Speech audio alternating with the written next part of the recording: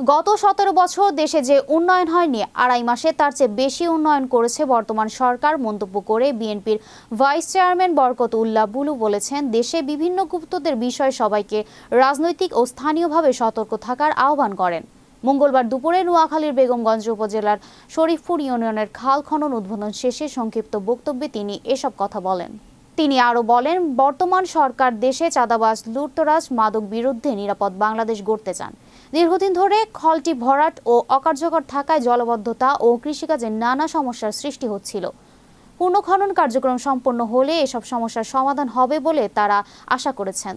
উপজেলা নির্বাহী অফিসার মোহাম্মদ কায়েসুর রহমান এর সভাপতিত্বে আরও উপস্থিত ছিলেন কেন্দ্রীয় কৃষক দলের যুগ্ম আহ্বায়ক শাহ আবদুল্লাহ আল বাকি, উপজেলা বিএনপির আহ্বায়ক কামাখ্যা চন্দ্র দাস, উপজেলা যুবদলের আহ্বায়ক রুস্তম আলী, সাবেক কাদিরপুর ওয়ার্ড বিএনপির সভাপতি ইসমাইল হোসেন সুমন সহ অনেকে উপস্থিত ছিলেন। আর এখনই আপনারা বলছেন সব করে ফেলছে, আর 17 বছরে কিছু হয় নাই, আড়াই মাসে আপনার সব ট্রাই ফেলে দিচ্ছে। আড়াই মাসে আমরা যতটুকু করতেছি এটা 17 বছরে হয়নি, বুঝছে। আজকে আবার মাঝখানে দেশে খাল কাটা বন্ধ করে দিয়েছেন। বিগত এই 30-35 বছর খাল কাটা ছিল না। এটি যদি অব্যাহত থাকতো তাহলে বাংলাদেশের খাদ্যে স্বয়ং সম্পূর্ণ না, বাংলাদেশ কয়েক লক্ষ টন খাদ্য বিদেশে রপ্তানি করতে।